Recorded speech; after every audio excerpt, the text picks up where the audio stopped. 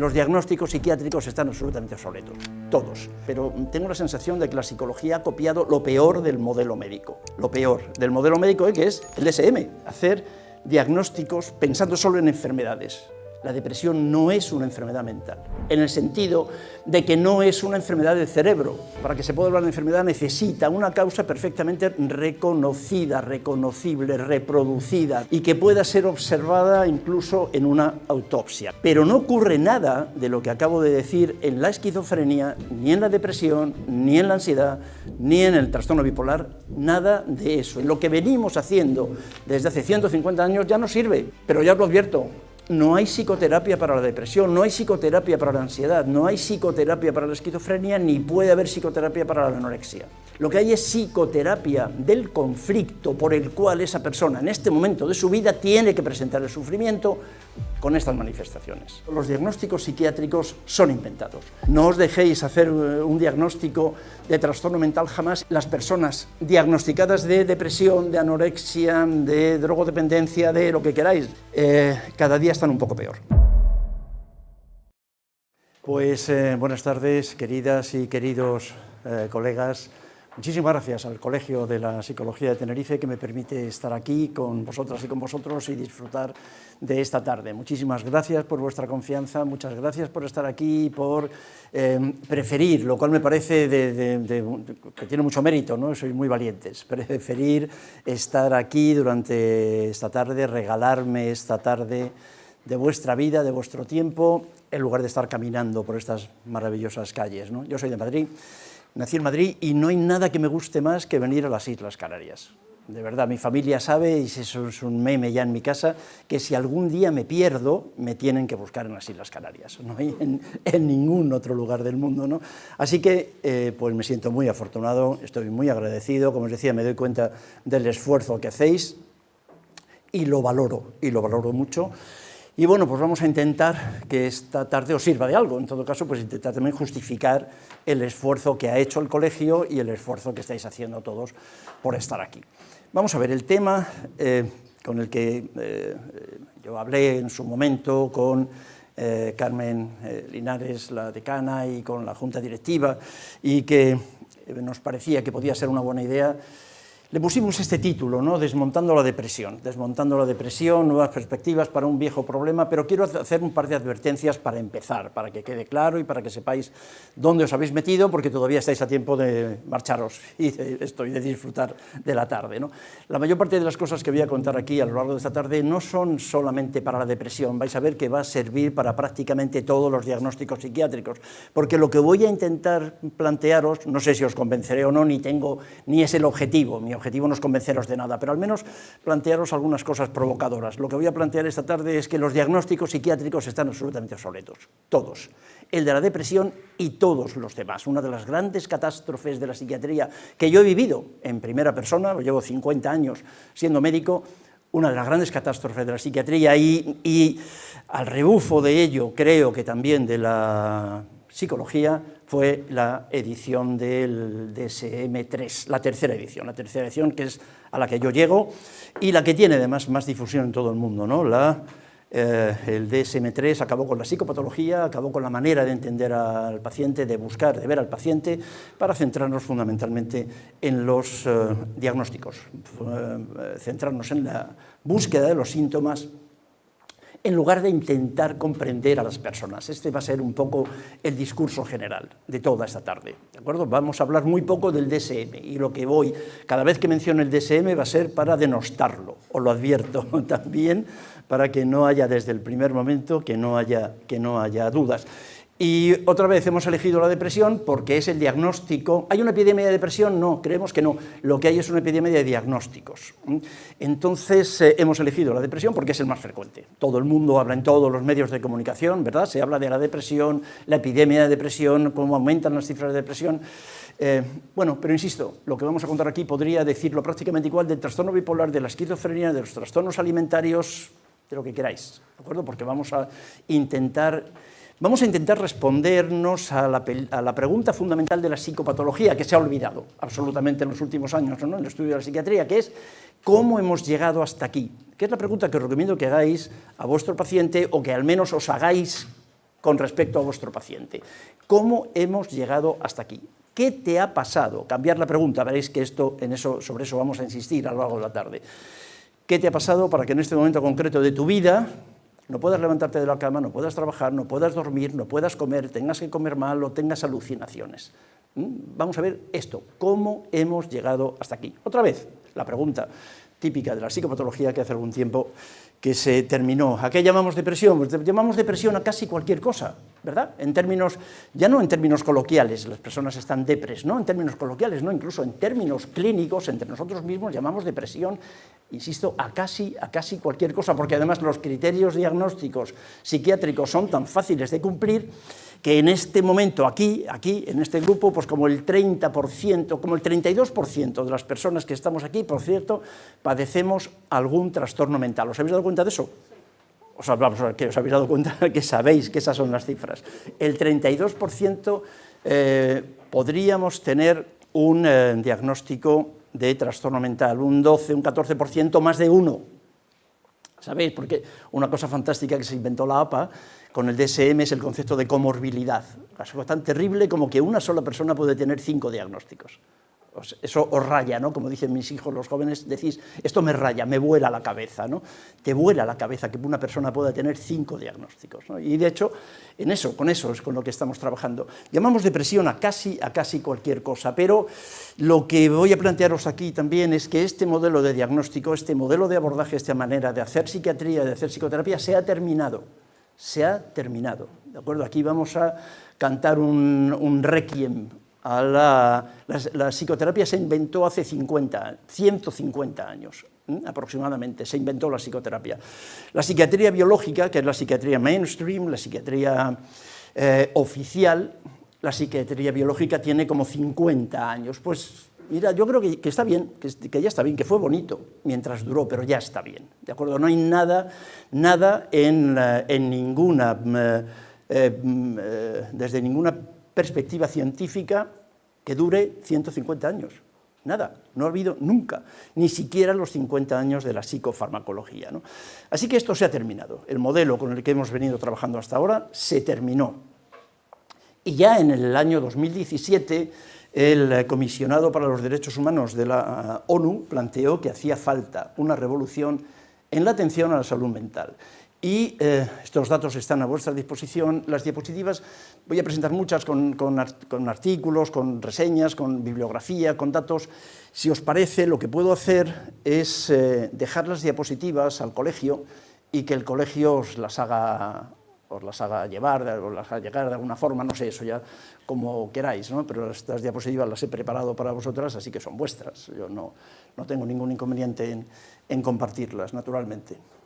Pues esto está sacado directamente de un informe de 2017, ¿no? La necesidad urgente de un cambio de modelo que debería dar prioridad a la innovación de las políticas a nivel de la población dirigida a los determinantes sociales. Tomad nota de eso, por favor, porque esto es una de esas cosas, de esas carencias que llaman mucho la atención, ¿no? Los determinantes sociales, las experiencias traumáticas, esto también me parece sobrecogedor, ¿cómo es posible que no hablemos de eso más? Y desde luego abandonar el modelo médico dominante que busca curar a los individuos centrándose en trastornos. El modelo médico dominante, a mí me parece como médico, como psicoterapeuta, como psiquiatra y como alguien que lleva muchos años relacionado con la psicología a todos los niveles. Mi mujer es psicóloga, tengo una hija psicóloga, que he tenido la suerte de tener pues, miles de alumnos psicólogos. Tengo la sensación, y disculpadme si no os gusta, pero tengo la sensación de que la psicología ha copiado lo peor del modelo médico. Lo peor del modelo médico, que es el DSM. Entonces, que es hacer diagnósticos pensando solo en enfermedades. Pensando en enfermedades, no pensando en personas, no pensando en enfermos, solo en enfermedades, ¿no? Dice la OMS decía que las políticas de salud mental deben abordar el desequilibrio de poder en vez del desequilibrio químico. Eso me parece absolutamente fantástico y quiero que rápidamente además pasemos a definir algunas cosas, ¿no? La propia organización, la ONU, reconoce varios obstáculos para el progreso, entre otros el predominio del modelo biomédico. Claro, el modelo biomédico que está definido y dirigido clarísimamente por la industria farmacéutica a todos los niveles, a nivel formativo, en la universidad, hospitalario, etcétera, las asimetrías de poder en el mismo nivel y algo que nos preocupa también mucho, que es lo que se llama, lo que mi amigo Sami Timimi, un psiquiatra, psicoterapeuta infantil británico que forma parte de nuestro grupo de trabajo, lo que él llama el cientificismo, que es el uso sesgado de la ciencia, cómo la ciencia también en estos últimos 50 años, al menos, la ciencia que tiene que ver con nuestra profesión, ha sido tremendamente manipulada, ¿no?, de una forma en ocasiones francamente grosera, al servicio del predominio del modelo biomédico, ¿no? Una cuestión también para empezar, y como os decía antes, para que sepáis dónde estamos, la pregunta típica. Entonces, podemos hablar de enfermedades mentales, hablamos de enfermedades mentales, ¿verdad? Con mucha frecuencia, todavía se sigue hablando de enfermedades mentales. Esto que llamamos trastornos mentales, ¿son enfermedades o no lo son? No hay debate en ese sentido, de momento. Cabe la posibilidad de que sí lo haya más adelante, pero de momento la depresión no es una enfermedad mental. No es una enfermedad mental. Bueno, no sé si os gusta o no, pero voy a intentar dar una justificación en medicina para que podamos decir, porque podamos llamar a un cuadro clínico, podamos llamarle enfermedad, tienen que darse una serie de requisitos que no se dan en ninguno de los trastornos mentales. De hecho, la Asociación Americana de Psiquiatría, a la que yo pertenecí, que es la organizadora de los DSM, a la que yo pertenecí durante cerca de 25 años, no le llama disease, le llama disorder. Esto es, la propia APA reconoce que todo lo que está en el DSM no pueden ser llamados enfermedades. Una enfermedad, para que en medicina podamos hablar de enfermedad, en medicina, en psicología, para que se pueda hablar de enfermedad necesita una causa perfectamente reconocida, reconocible, reproducida, reproductible, que produzca unas lesiones siempre las mismas, que tengan una consistencia anatomopatológica, que tengan unos biomarcadores, que tengan una analítica y que pueda ser observada incluso en una autopsia, que tenga un tratamiento específico y que después de eso se cure o se cronifique porque no se ha podido resolver. Bien, ese es el concepto de enfermedad. Una enfermedad en medicina es la tuberculosis. La tuberculosis es una enfermedad, la diabetes tipo 1 es una enfermedad. Y en el ámbito de la neurología, y se llaman así, la enfermedad de Alzheimer, eso es una enfermedad. Pero no ocurre nada de lo que acabo de decir en la esquizofrenia, ni en la depresión, ni en la ansiedad, ni en el trastorno bipolar, nada de eso. Entonces, esto quiero plantearlo muy pronto, ¿sabéis? Porque si no puede haber alguna duda, porque estáis pensando seguramente, habéis visto en determinadas publicaciones, muchas veces en redes sociales, imágenes muy bonitas, neuroimágenes muy bonitas con muchos colorines, de modificaciones de la afectación, de las alteraciones cerebrales que se hacen con resonancias magnéticas funcionales, con mucho color. Es importante que tengan muchos colores. Eso es muy importante. Sí, es muy importante porque además las imágenes con colores, como sabéis, pasan a través del hemisferio derecho y tienen muchísimo peso, ¿no? Eso, por cada artículo que os presentan ese tipo de imágenes tan bonitas, hay otros 5 que te demuestran que eso no tiene ninguna especificidad, que esas alteraciones se pueden encontrar en personas absolutamente normales, sanas, que hay personas deprimidas que lo presentan y hay otras personas deprimidas que no van a presentar alteraciones de ninguna manera en ese sentido. No, la depresión no es una enfermedad mental, en el sentido de que no es una enfermedad del cerebro, como la industria farmacéutica nos ha hecho creer durante los últimos 40 o 50 años. ¿Se entiende ese matiz? No os pregunto que si os gusta, os pregunto que si se entiende, ¿no? No son enfermedades del cerebro. Eso yo creo que es algo difícilmente discutible, pero además me parece que es muy optimista. Yo creo que es muy atractivo, muy optimista, porque la enfermedad de Alzheimer no se cura. La diabetes tipo 1 tampoco, hay muchas enfermedades, ¿no?, en la medicina, en neurología, que no tienen tratamientos paliativos, pero que no se curan. Sin embargo, lo que estamos planteando aquí es que lo que aparece en el DSM sí que es curable, porque no son enfermedades del cerebro, son alteraciones en la función, que además es probable no, parece que está claro y lo plantearemos a lo largo de la tarde seguramente. Esas posibles alteraciones del cerebro que estábamos comentando no son primarias. Es decir, algo que se ha establecido bien, una compañera y amiga, Joanna Moncrieff, de la Universidad de... Entre otras, muchas, hay ya muchas voces en ese sentido, esta es la más conocida, y además porque acaba de publicar un libro que se ha traducido al español. Este libro tiene algunos años, pero se ha publicado en español recientemente. El mito, el famoso mito de los antidepresivos, la gran mentira de la serotonina.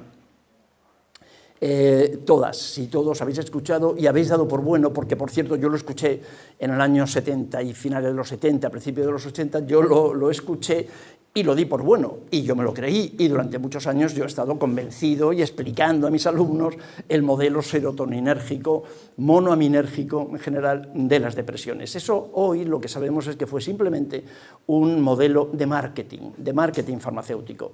No es cierto, es un mito, absolutamente, ¿no? No, la depresión nunca ha estado causada por un déficit en el intercambio de serotonina, nunca. Que se afecta a la serotonina en la depresión, no lo vamos a discutir, pero la direccionalidad es diferente. Esto es, primero te deprimes, porque te deprime la vida, primero te deprimes y luego se afecta el intercambio de serotonina. ¿Os dais cuenta de la diferencia? No es al revés, no es que se altera el metabolismo, el intercambio, el desequilibrio en la serotonina, entonces a partir de ahí aparece la sintomatología de la depresión. ¿Qué va? No es así. Eso está perfectamente bien descrito y hay muchísima información en publicaciones, además, de estas que nos gustan tanto, ¿no?, a los médicos y a los psicólogos, de estas publicaciones de impacto, científicas, muchísima documentación en este sentido, ¿no?, en contra de la corriente. Los antidepresivos no son antidepresivos, ¿no? Es una cosa absolutamente fantástica. Hay un trabajo que me gusta mucho, también me interesa mucho, de Mark Horvitz, la propia Joanna Moncrieff también, ¿no?, que la cuestión del balance químico en los trastornos mentales es una leyenda urbana. Yo creo que lo podemos plantear así, y a partir de esto vamos a seguir hablando entonces, es lo que queda de tarde, de por qué entonces nos deprimimos y a su vez qué podemos hacer con esas personas que están sufriendo. El hecho de que su serotonina esté mejor o peor, eso es irrelevante desde el punto de vista clínico, cuando estamos viendo personas, no estamos viendo diagnósticos, ¿no? Pero vamos a ver qué podemos hacer con estas personas. Y en este sentido quería plantearos que en este momento existen dos tipos de psiquiatrías. Podemos entender dos tipos de psiquiatría. Una, que ha sido la dominante, la que yo he vivido como dominante en los últimos años de mi vida profesional, que es lo que llamamos la psiquiatría del déficit. La psiquiatría del déficit es este tipo de psiquiatría que básicamente es la que está patrocinada por la industria farmacéutica, que plantea que todo lo que llamamos trastornos mentales son enfermedades del cerebro o pueden ser enfermedades del cerebro y que supone, entonces, en todos casos, supone un déficit. Esto es, te pasa algo. El problema de tu sintomatología es que te falta algo, te falta serotonina, o te falta dopamina, o te sobra dopamina, ¿de acuerdo? Pero tienes un déficit. Esta es lo que llamamos la psiquiatría del déficit. Un déficit que además lo que se propone es que se puede corregir con medicamentos. ¿Os suena eso? Esto es lo que habéis estado escuchando a lo largo de toda vuestra vida profesional, porque es la psiquiatría mainstream, ¿no? La psiquiatría dominante absolutamente en el...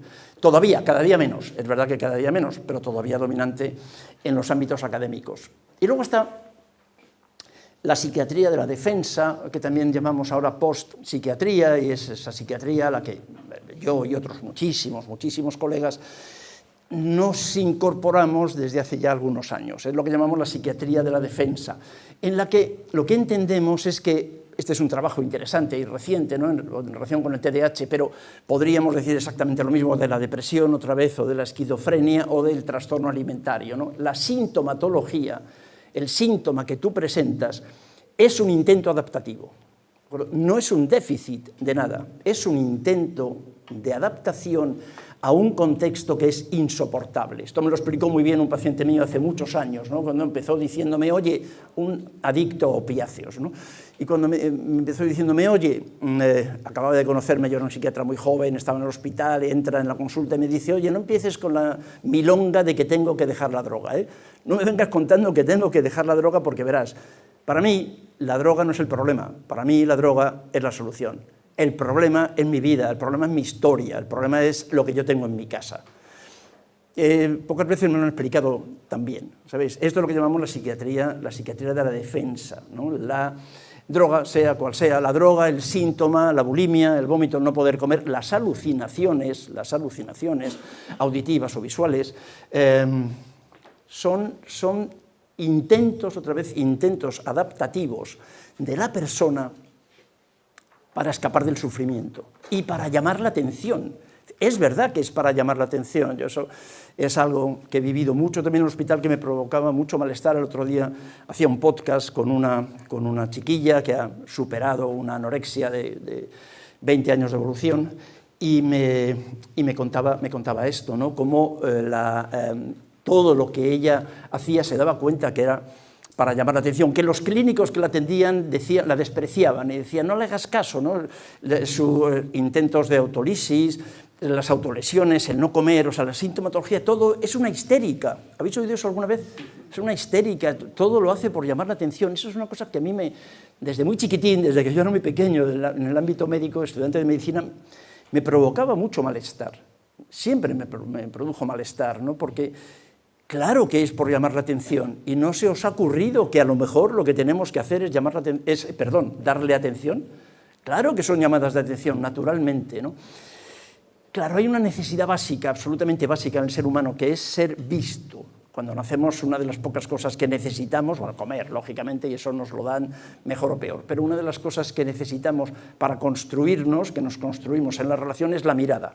Es la mirada. Me tienes que mirar, y me tienes que mirar por las buenas o por las malas. Entonces, si no me miras por las buenas, me vas a mirar ¿con qué? Con el síntoma. El síntoma está al servicio de la mirada del otro. ¿Se entiende? Os pregunto, por favor, no os pregunto que si os gusta, porque me da un poco de miedo, sinceramente. Pero bueno, a mí me corregís, pero a mí me parece que mi trabajo hoy es simplemente poneros encima de la mesa algunas cosas y que se entienda lo que quiero, en todo caso que se entienda lo que quiero decir, y luego vosotras y vosotros llegáis a vuestra propia conclusión, ¿no? El TDAH, este es un trabajo de revisión muy interesante que se publicó en el Medscape de hace poco tiempo. TDAH, como ejemplo, no es un diagnóstico, no puede ser un diagnóstico. No puede ser un diagnóstico psiquiátrico, luego insistiremos en eso, no los diagnósticos psiquiátricos, sino una etiqueta de advertencia, una señal de alarma, de que algo está ocurriendo. Algo está ocurriendo, no solo en la relación parentofilial, no, que para nada, que eso seguro que sí, y todo el mundo está sufriendo ahí, no, algo está ocurriendo en los estilos de crianza, algo está ocurriendo en la manera en la que nos enfrentamos, nos relacionamos con nuestras personitas, ¿no? con nuestros hijos. La depresión es esto, lógicamente, esto es a lo que llamamos depresión. Habéis observado seguramente, y a lo largo de la tarde lo vais a ver más veces, que no suelo hablar de depresión en singular. Eso me parece que es un error lingüístico también, ¿no? Un error que también se ha mantenido, yo creo que de una forma poco inocente, de una forma interesada. No existe la depresión, existen las depresiones. Para ser más exactos, y por eso lo pongo con frecuencia, lo vais a ver también entre comillas, ni siquiera existen las depresiones, existen personas deprimidas. Esto lo cambia todo. Y lo que voy a proponeros aquí otra vez, frente a la psiquiatría del déficit, es que no pensemos en la depresión. No hay psicoterapia para la depresión. También al final de la tarde comentaremos algunas cosas generales sobre cómo podemos aproximarnos a estas personas sin DSM, desde otra perspectiva. Pero ya os lo advierto, no hay psicoterapia para la depresión, no hay psicoterapia para la ansiedad, no hay psicoterapia para la esquizofrenia, ni puede haber psicoterapia para la anorexia. Lo que hay es psicoterapia del conflicto por el cual esa persona en este momento de su vida tiene que presentar el sufrimiento con estas manifestaciones. Ese a mí me pareció, cuando empecé a pensar en ello, hace muchos años me pareció que era el quid de la cuestión. Mientras sigamos pensando en el tratamiento de la depresión, estamos siguiendo el modelo médico, que por cierto, insisto, es un modelo fracasado y por eso estamos todos aquí, porque estamos obviamente en una situación de crisis en la que lo que venimos haciendo desde hace 150 años ya no sirve, nada más, sin acritud y sin gran drama. La historia de la humanidad está llena de cambios. ¿Por qué? Porque lo que venimos haciendo durante una temporada deja de ser útil. No pasa nada, ya está. Vamos a ver cómo lo podemos plantear de otra manera. Esto sería lo que dice el DSM-5, que sería que una persona que presenta esto va a ser diagnosticada con toda certeza, va a ser diagnosticada de depresión. Y os habéis dado cuenta también que en nuestro medio un diagnóstico lleva aparejado inmediatamente un tratamiento, no hay reflexión. El diagnóstico, la etiqueta, el diagnóstico psiquiátrico, tratamiento. En todos los casos de diagnóstico de depresión, tratamiento farmacológico.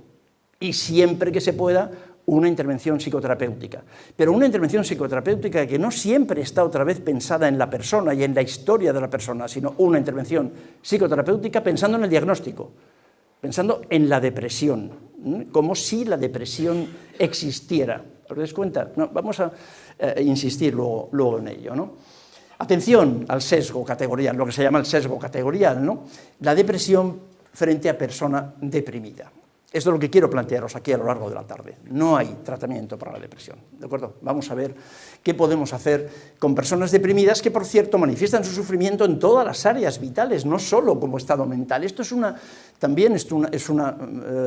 fracción, una separación que hemos hecho nosotros, los profesionales, de una manera absolutamente artificial. Esta persona que está sufriendo, que manifiesta su sufrimiento de esta manera, además tiene dificultades en las relaciones interpersonales, tiene dificultades con su trabajo, naturalmente con su pareja, con su padre, con sus hijos, y tiene además también seguro alteraciones corporales. No hay ni una sola persona deprimida, no he visto, después de haber tenido la oportunidad de escuchar a miles de pacientes, no he visto ni uno solo con el diagnóstico de depresión que no esté además en hospitales generales por diferentes manifestaciones corporales. ¿A que sí? ¿Os suena? Claro, esta es la persona. Luego el que esté en diferentes especialistas es cosa nuestra. ¿Os dais cuenta? Es cosa nuestra, es cosa del sistema administrativo, del sistema educativo, del sistema de atención sanitaria, pero no es de la persona, no está al servicio de la persona que está sufriendo, ¿no? Es la ruina de esa dicotomía cartesiana que todo el mundo reniega de ella y todo el mundo habla mal de Descartes, nadie le ha leído, pero todo el mundo habla mal de aquella separación cuerpo-mente, todo el mundo habla mal, pero os dais cuenta que seguimos manteniéndolo a rajatabla, os dais cuenta 3 siglos después, lo psíquico, lo mental, la red extensa se ve en un edificio, se aprende en un edificio, se estudia en un edificio que se llama Facultad de Psicología. La cogitans, perdón, la red extensa, sin embargo, se ve en otro edificio a kilómetros de distancia, en otro edificio que se llama Facultad de Medicina, en un edificio que se llama Hospital General se atienden unas manifestaciones, en otros lugares lejos y con mucha frecuencia, además enemistados entre sí, se tratan las manifestaciones psicológicas, ¿os dais cuenta, no?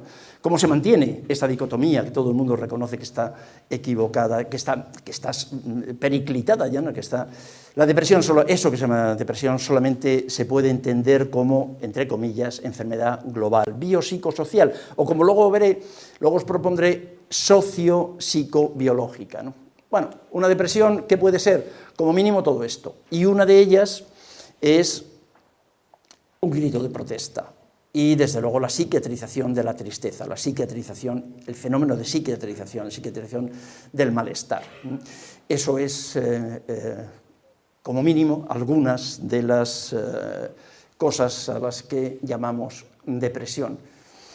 Y con demasiada frecuencia se nos olvida en este fenómeno, en este proceso cultural occidental, ¿no?, de los últimos años, en el que estamos obligados a vivir en una happycracia, el ser feliz es una obligación, demostrar la felicidad es una obligación, negar el sufrimiento es una obligación y, desde luego, negar las emociones sigue siéndolo, ¿no? Seguramente hemos perdido de vista algo que me parece tan importante como el darnos cuenta que la tristeza es una emoción absolutamente básica, como el miedo que se psiquiatriza en forma de trastorno de ansiedad. El miedo nos salva la vida cada mañana, cada día. El miedo nos salva la vida permanentemente, ¿no? Y la tristeza nos ayuda a muchas cosas. La tristeza, como todas las emociones, está ahí para eso, ¿no? Y a veces se nos olvida, ¿no?, que la tristeza tiene utilidad, que nos permite hacer estas cosas, ¿no? Que la tristeza, además, no es la única emoción presente en las depresiones, ¿no? Y eso también es algo que merece la pena señalar. La tristeza tiene un lado brillante, un lado brillante, un lado útil, un lado en el que esta psiquiatrización que hemos hecho y esta necesidad de tratarla de urgencia, o bien con psicoterapia, o una forma de psicoterapia, o desde luego con psicofármacos, está haciendo, a nuestro juicio, está haciendo muchísimo, muchísimo daño, ¿no? Porque eso estamos intentando acabar con una emoción que es, como todas, absolutamente imprescindible para la supervivencia del ser humano. La etiqueta de depresión es tremenda, porque la etiqueta, ya vamos a ver, la etiqueta con lo que Ian Hacking llamó el efecto bucle de los diagnósticos, las etiquetas de trastorno mental no son inocentes, para nada, no son inocentes, ¿no? La etiqueta de depresión, el uso preferencial del lenguaje del déficit, que es como se entiende todavía mayoritariamente, ¿no?, en nuestro medio lo que es la depresión, hace que olvidemos que esta depresiva es una mujer, mayoritariamente. Sabéis que el diagnóstico es todavía mayoritario en mujeres, lo cual es otra forma de maltrato institucional, claramente, social, que es una mujer infelizmente casada, esto es un caso clínico, algunos de los cientos de casos que he tenido oportunidad de ver de personas diagnosticadas de depresión, ¿no? Casada, cuya única hija está a punto de irse de casa para vivir con un hombre al que Laura no soporta, que se siente extremadamente sola porque su marido pasa de ella y que está haciendo frente a cambios significativos en su vida, incluyendo la menopausia, la pérdida del trabajo, cuidar de su madre enferma o asumir la muerte reciente y traumática de su hermano en un absurdo accidente laboral. Cargando además con un trauma infantil silenciado, esto es muy importante, no olvidéis esto, por favor, el trauma, las experiencias traumáticas infantiles, pero no solo las experiencias traumáticas infantiles, sino el tener que silenciar. Lo que te hace daño es probablemente más el tener que silenciar la experiencia, parece eso también bien demostrado, que la propia experiencia traumática en sí, ¿no? Además, Laura, o como queramos llamarla, está tomando antidepresivos, que la están deprimiendo más. Los antidepresivos, todos los antidepresivos, por cierto, no son antidepresivos, ninguno lo ha sido jamás. Los antidepresivos no han curado ni una sola depresión, ni lo van a hacer, exactamente igual que los antipsicóticos, tampoco son antipsicóticos. Tanto antipsicótico como antidepresivo son terminologías elegidas, nombres elegidos en los departamentos de marketing, ¿de acuerdo? Los psicofármacos alteran la función cerebral. Producen estados alterados de consciencia, pero no curan la depresión, no curan la esquizofrenia, no curan nada, ningún trastorno. Estos estados alterados de consciencia que provocan los psicofármacos suelen ser preferibles y desde luego preferidos tanto por la persona que sufre como por el entorno, ¿de acuerdo? Y entonces ese estado mental alterado puede ser aceptado. El modelo que ponemos para explicar esto es el modelo del alcohol. El alcohol cura la timidez. ¿Alguno de vosotros alguna vez hemos tomado alcohol para desinhibirnos? Bueno, pues esto es exactamente lo que hacemos con los antidepresivos. Para nada. El alcohol no cura la timidez, pero el alcohol provoca un estado mental alterado.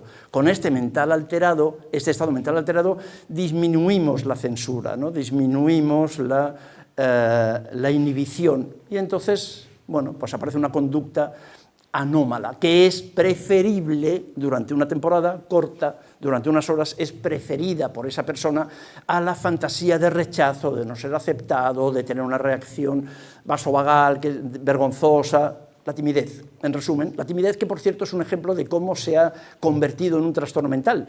La timidez que hemos conocido todos, yo viví como esa timidez se convirtió en un diagnóstico que todos conocéis. ¿Cuál es el diagnóstico?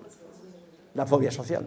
Exacto, es un ejemplo de invención de trastornos mentales, ¿no? La timidez convertido en un trastorno mental, por cierto, un trastorno mental que se inventó en un laboratorio que se llamaba Beecham, que recuerdo perfectamente, que luego se incluyó en Glaxo, etcétera. Bueno, una cosa, y que se inventó, el trastorno se inventó para ofrecer un tratamiento concreto que el laboratorio ya tenía preparado, que era paroxetina, Serosat, el nombre comercial, que es el que habéis oído todas y todos, ¿no? Tomando antidepresivos, ¿no? Lógicamente, pero hay algo importante, ¿no? También que me parece que merece la pena, hablando de etiquetas diagnósticas, la depresión no es un síndrome consistente. Esto que hacemos de que una persona que cumpla con 4 o 5 síntomas, ponerle ya la etiqueta diagnóstica, es, desde el punto de vista epidemiológico y desde el punto de vista mínimamente científico, es un grandísimo error. Cuando se investiga despacio este tipo de cuestiones, lo que nos encontramos es que se han podido identificar 1030 perfiles. Dicho de otra forma, hay 1030 maneras de estar deprimido. 1030 maneras, en este estudio se han hecho más y en otros aparecen muchos más, pero hay 1030 maneras de ser distinta y sin embargo tener el mismo diagnóstico. ¿Te das cuenta? Es un auténtico dislate, me parece, ¿no?, el que sigamos haciendo este tipo de etiqueta, este tipo de diagnóstico, ¿no? Los diagnósticos psiquiátricos, para terminar con esto, los diagnósticos psiquiátricos son inventados. Un diagnóstico psiquiátrico no es una enfermedad. Esto también quería plantearlo porque nos parece que está suficientemente claro en este momento. Un diagnóstico psiquiátrico no es una enfermedad. Yo creo que es algo que tendríamos que plantearle a todos nuestros pacientes que vienen ya diagnosticados, tratados. Esa es vuestra experiencia como psicólogos, psicólogas, como psicoterapeutas.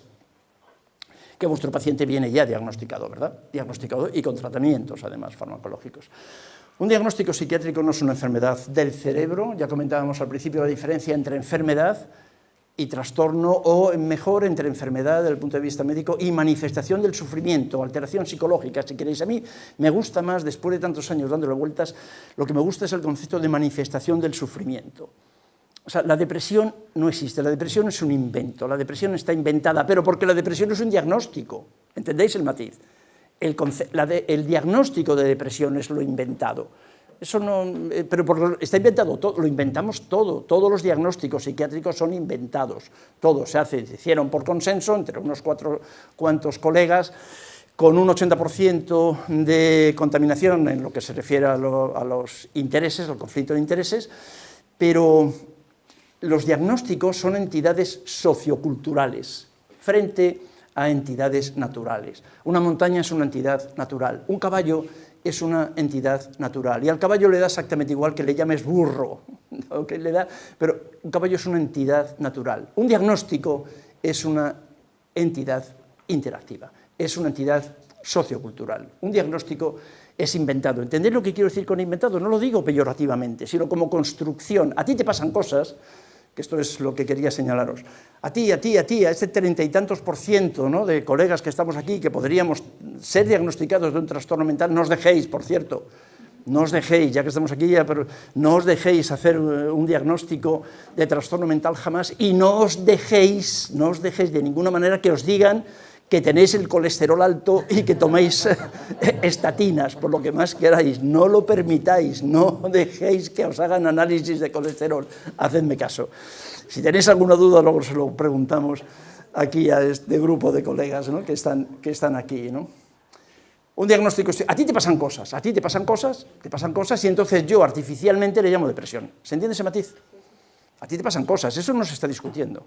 Te pasan cosas y estás pasándolo muy mal, pero no tienes una esquizofrenia, no tienes un déficit o una hiperactividad en la dopamina. No es exactamente así. A eso que te pasa, para simplificarlo y para que los psiquiatras del mundo le llamemos, utilicemos el mismo lenguaje, esto es, a nuestro servicio, a eso que a ti te pasa, le llamamos esquizofrenia. ¿Se entiende? Pero tú no tienes una esquizofrenia. ¿Os dais cuenta de la diferencia? ¿Os dais cuenta del matiz? Tú puedes tener una enfermedad de Alzheimer, sí, o una tuberculosis, una diabetes tipo 1, seguramente aquí alguna de vosotras o de vosotros tiene una diabetes tipo 1, eso es una enfermedad, ¿de acuerdo? La esquizofrenia no lo es. Y lo que os han contado de la genética de la esquizofrenia y de la genética de la depresión y de la genética del trastorno bipolar o del TDAH es solo la parte interesada de contar.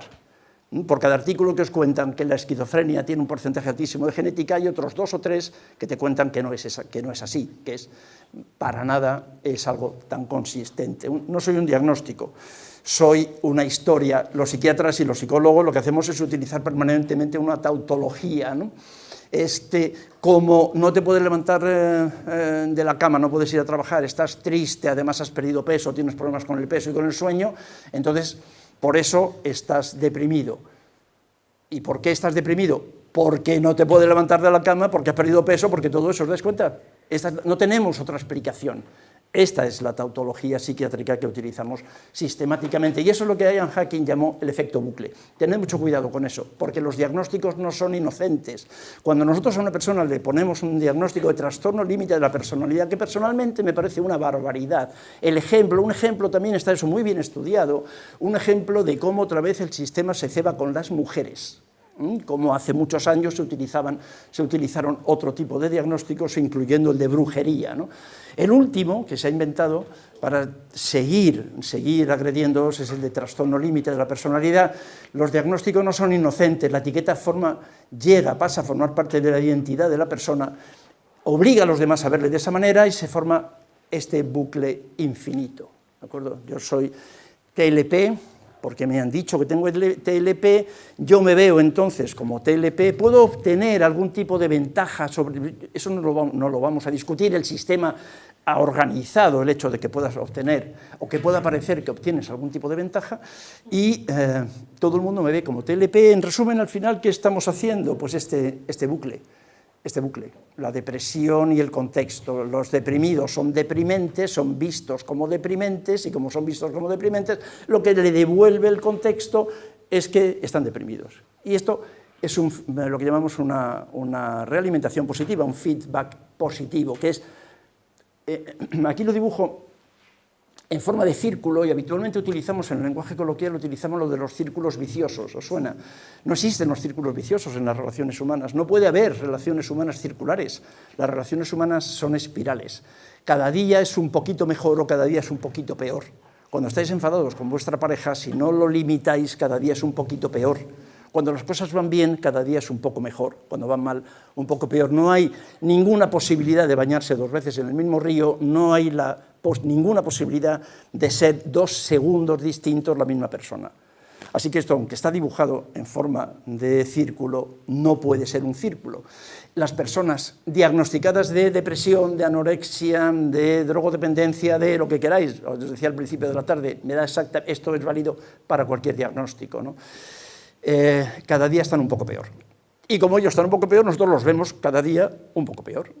Exactamente así, ¿de acuerdo? Esto es como se va realimentando. Por eso me preocupa tanto, por eso nos preocupa tanto a una parte de la psiquiatría, una parte que va creciendo, claramente nos preocupa tanto lo de las etiquetas. Algunas veces, es verdad, he escuchado muchas veces a alumnos, a compañeros, pues no es para tanto, total, la etiqueta, ¿no? ¿Por qué os empeñáis en no? Si no es para tanto, total, el DSM estuvo muy bien, porque gracias al diagnóstico, a la etiqueta, lo que hacemos es que todos los psiquiatras, los psicólogos de todo el mundo nos podamos entender.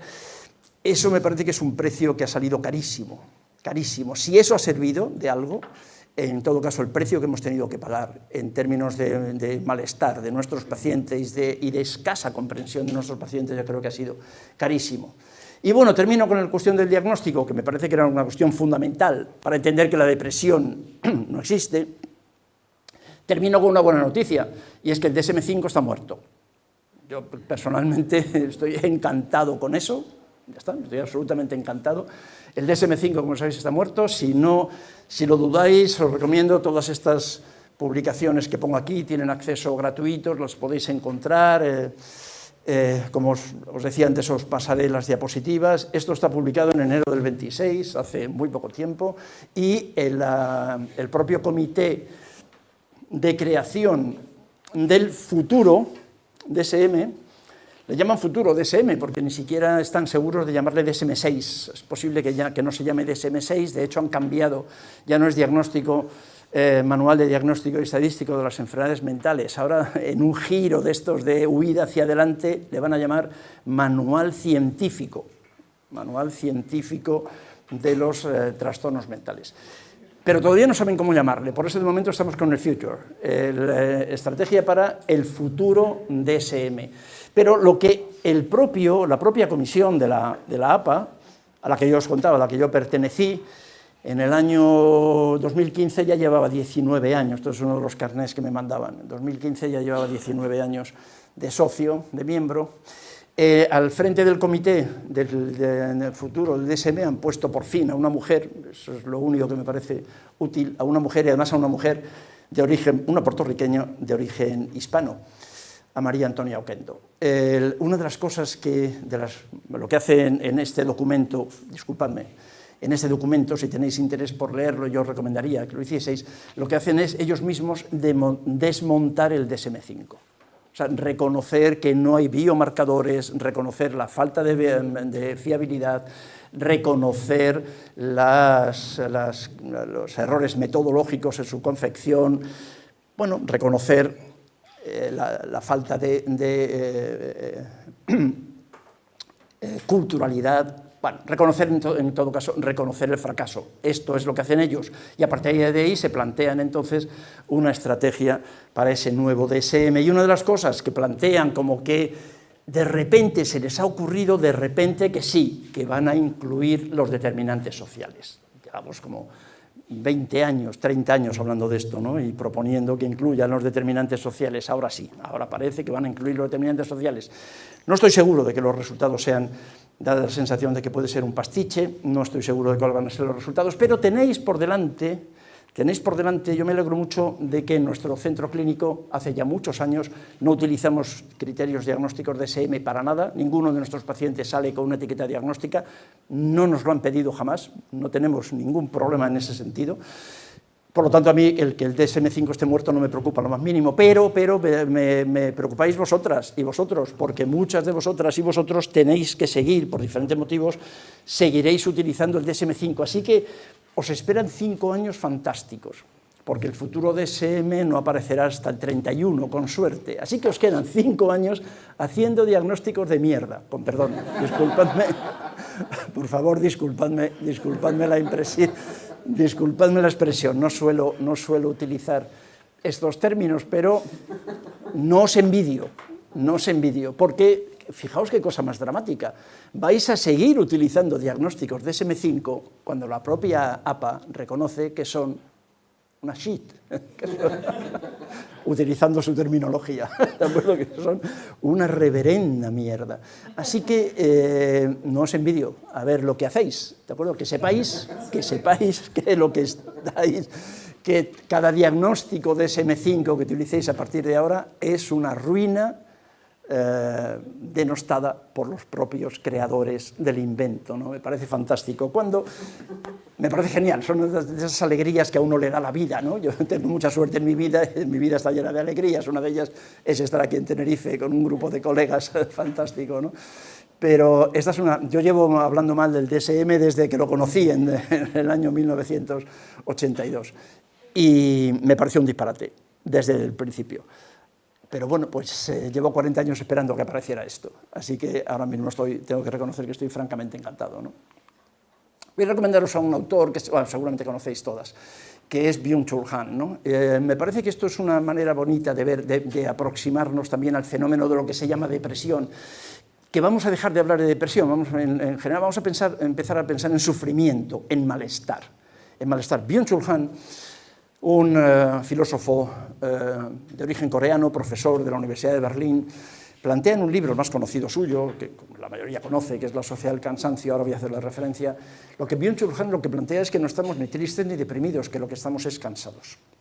Y a mí me parece absolutamente brillante. Cuando leí esto hace 8 o 10 años, cuando lo publicó, me pareció absolutamente fantástico, ¿no? Cuadros como la depresión, el déficit atencional, el TDAH, el síndrome de burnout, los trastornos de ansiedad serían representantes de esta violencia de lo positivo, de esta exigencia, la exigencia cultural de hacerlo todo bien, de hacerlo todo el rato bien y de demostrar además todo el rato la japicracia que decíamos antes, de demostrar todo el rato permanentemente que lo estamos haciendo bien, ¿no? De la cultura, de lo negativo, de la presión hace algunos años, era la obligación, teníamos que hacer cosas por obligación, ahora somos nosotros mismos quienes nos estamos esclavizando. ¿Os habéis dado cuenta de eso? Las redes nos han convertido en esclavos y nosotros mismos estamos esclavizados y estamos encantados de ser esclavos, ¿no?, de nosotros mismos. Este es el autor y este es el libro que os comentaba, La sociedad del cansancio. Es un librito muy pequeño, muy fácil de leer, un libro de bolsillo. Byung-Chul Han lo escribe todo así, como en forma de pequeños ensayos, ¿no? Muy interesante. Lo que quiero señalar del resumen de este libro y de lo que nos parece que coincidimos, claro, es que qué bien lo hemos hecho, ¿no?, en este sistema, el régimen neoliberal. El explotado no se convierte en revolucionario, sino en depresivo.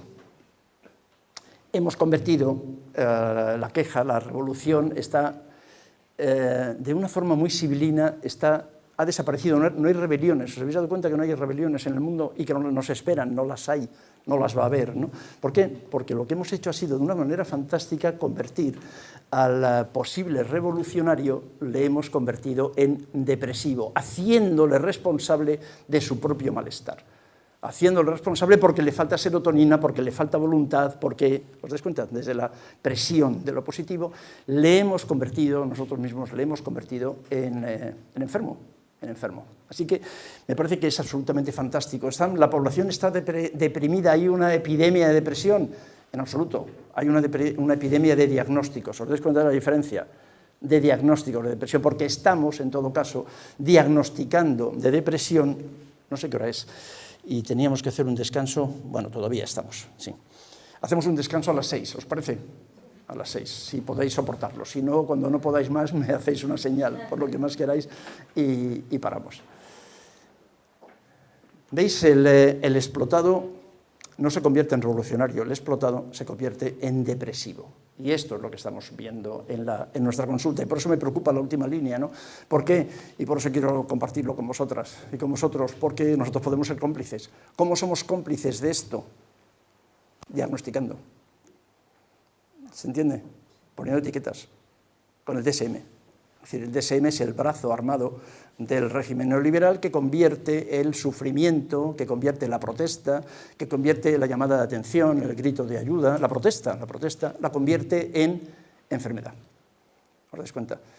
Así que cada vez que hagamos, yo también os sugiero que lo penséis, vamos a reflexionar, cada vez que a partir de hoy hagamos un diagnóstico de depresión, que pensemos durante unos segundos, que pensemos en la posibilidad de que estemos siendo cómplices de este mecanismo. Y que el diagnóstico, se entiende, ¿verdad? Lo que quiero plantear, que decíamos al principio, que los diagnósticos, en resumen, no son inocentes. ¿Lo veis? ¿Se entiende? Los diagnósticos no son inocentes. Los diagnósticos psiquiátricos pueden ser muy peligrosos. La psiquiatría, históricamente, ha sido un sistema de control social. Desde su invención, siempre ha sido así. Siempre, y seguramente va a seguir siéndolo, y que no se enfaden los psiquiatras ni los psicólogos, no os enfadéis, ha sido así, y como tantas otras cosas a lo largo de la historia de la humanidad. Tengo la sensación y tengo la alegría de pensar, de creer que esto está cambiando, ¿no? Y que va a cambiar, y ver tanta gente joven aquí me hace ser todavía más optimista, ¿no? Porque me parece que el hecho de que estéis aquí, que os parezca que esto puede ser interesante, es la mejor manera de cambiar lo que está pasando, si creemos que hay que cambiarlo, ¿no?